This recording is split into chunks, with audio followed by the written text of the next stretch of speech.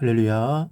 사랑하는 대강의 가족 여러분, 오늘 하루도 하나님의 말씀과 동행하는 삶이 되길 소망합니다. 오늘 함께 나눌 하나님의 말씀은 마태복음 19장 16절에서 22절 말씀입니다. 어떤 사람이 주께 와서 이르되 선생님이여 내가 무슨 선한 일을 하여 영생을 얻으리이까? 예수께서 이르시되 어찌하여 선한 일을 내게 묻느냐? 선한 이는 오직 한 분이시니라. 내가 생명에 들어가려면 계명들을 지키라. 이르되 어느 계명이 오니까? 예수께서 이르시되 살인하지 말라, 간음하지 말라, 도둑질하지 말라, 거짓 증언하지 말라, 내 부모를 공경하라, 내 이웃을 내 자신과 같이 사랑하라 하신 것이니라. 그 청년이 이르되 이 모든 것을 내가 지키었사온데 아직도 무엇이 부족하나이까? 예수께서 이르시되 내가 온전하고자 할진대 가서 내 소유를 팔아 가난한 자들에게 주라. 그리하면 하늘에서 보화가 내게 있으리라. 그리고 와서 나를 따르라 하시니 그 청년이 재물이 많으므로 이 말씀을 듣고 근심하며 가니라. 아멘. 그리스의 전설에 나오는 신 아킬레스는 전쟁의 영웅으로 불사신이었습니다. 신체 각 부분이 말 그대로 강건하여 공격할 곳이 없는 신이었는데 그에게 단 한 군데의 약점이 있었습니다. 바로 발 뒤꿈치였습니다. 어느 날 그는 전투 중에 자신이 지닌 단 하나뿐인 약점인 바로 그 발꿈치에 화살을 맞아 죽고 맙니다. 그래서 발꿈치 바로 위의 힘줄을 아킬레스건이라고 하는데 그 어떤 장사라도 이 힘줄을 끊어 놓으면 일어설 수가 없습니다. 이와 같은 유래로 사람들은 누구나 가장 취약한 약점을 가지고 있는데 그것을 가리켜 아킬레스건이라고 상징적으로 부르게 된 것입니다. 누구에게나 이 아킬레스건은 있습니다. 아주 완벽해 보이는 사람일지라도 유심히 관찰해 보면 감추어진 그만이 가지고 있는 약점은 꼭 있기 마련입니다. 그런데 참 이상한 것은 그것 하나만 고치면 다 되는데 그것 하나가 정말 잘 되지가 않습니다. 그래서 그 하나를 잡고 평생을 씨름하다가 결국은 이기지 못하고 삶을 마감하는 사람들도 있습니다. 오늘 말씀 속에서 예수님께서는 사람마다 있는 이 아킬레스건에 대해 말씀하고 계십니다. 하루는 어떤 청년이 예수님을 찾아와 이렇게 말합니다. 선생님이요, 내가 무슨 선한 일을 하여 영생을 얻으리이까? 이 사람은 복음서의 다른 기록에 의하면 유대 관원이었습니다. 이 사람은 당시 유대인들의 전형적인 구원관을 보여줍니다.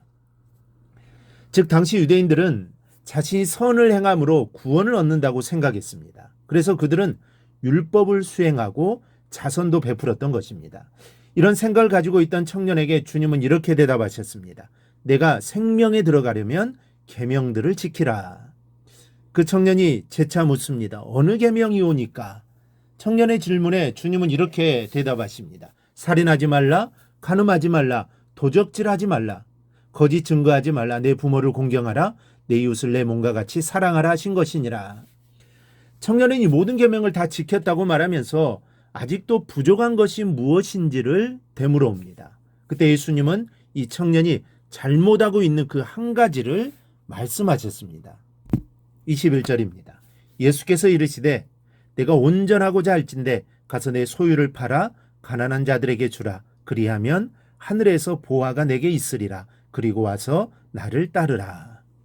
이 말씀에 청년은 재물에 마음을 두고 있기 때문에 근심하며 돌아갔다고 성경은 기록하고 있습니다. 이 청년은 다 잘 지켰습니다. 말씀에 비춰지는 상황으로 볼 때 이 청년은 꽤나 부자였던 것 같습니다. 젊어서 부유하면 쾌락에 빠질 만도 한데 오히려 경건한 삶을 살려고 무던히도 예를 쓴 흔적이 나타나고 있습니다. 그런데도 영적으로는 가난했습니다. 그래서 목마른 심령으로 예수님을 찾아 영생의 길을 묻게 된 것입니다. 예수님을 찾아온 청년의 심령을 밝혀보고 계셨습니다. 그 청년에게는 영적인 아킬레스건이 있었는데 그것이 바로 청년이 쥐고 있는 이 재물이었습니다. 청년은 예수님께서 계명을 지키라는 말씀에 도대체 어떤 계명이냐고 되물을 만큼 계명을 잘 지키고 있었다고 자부하는 청년이었습니다. 그만큼 칭찬할 게 많고 약점이 없다는 이야기입니다. 그러나 이 청년에게는 약점이 있었습니다. 약점도 작은 약점이 아닙니다. 결정적으로 주님을 따르지 못할 만큼 큰 약점이었습니다. 그래서 이 청년에게 재물은 아킬레스건이라고 하는 것입니다. 여러분, 이 땅이 재물로부터 손을 놓지 않으면 다른 모든 것을 다 잘하고 거기에 또 몇 가지를 더한다고 해도 소용이 없습니다. 오늘 예수님께서는 분명하게 말씀합니다. 네가 온전하고자 할진대 그것이 안 되면 다른 그 무엇을 더한다 해도 온전할 수가 없다는 말씀입니다. 지금 이 청년이 마음을 써야 할 것은 부족한 것을 채우는 것이 아니라 이미 잡고 있는 그것을 포기하는 것입니다. 사실 그가 재물에 대한 집착을 버리지 않은 한 구원에 이를 수는 없었습니다. 왜냐하면 재물과 하나님을 겸하여 섬길 수 없으며 하나님을 온전히 섬기지 않고는 구원에 이를 수 없기 때문입니다. 우리는 이 말의 의미를 곡해하지 말아야 합니다. 주님께서 문제를 삼으신 것은 청년이 가진 부 자체가 아니라 부에 대한 그의 집착입니다. 이 청년은 영생을 사모하면서 부에 대한 집착 때문에 자기를 부인하기가 힘들었던 것입니다. 여러분, 그리스도를 쫓는 일에 가장 큰 장애가 되는 요소가 재물에 대한 집착입니다. 사람이 살아가는데 돈이 필요한 것은 사실입니다. 단지 돈에 집착하는 일이 있어서는 안 됩니다. 이것은 영적인 일에 실패하는 지름길이 됩니다. 우리는 주의 일을 위해서 열심히 일하고 돈도 많이 벌어야 하나 이것이 목적이 된다든지 이에 집착해서는 안 될 것입니다. 오늘 말씀을 우리가 살펴보면서 여러분에게는 어떤 아킬레스건이 있으십니까?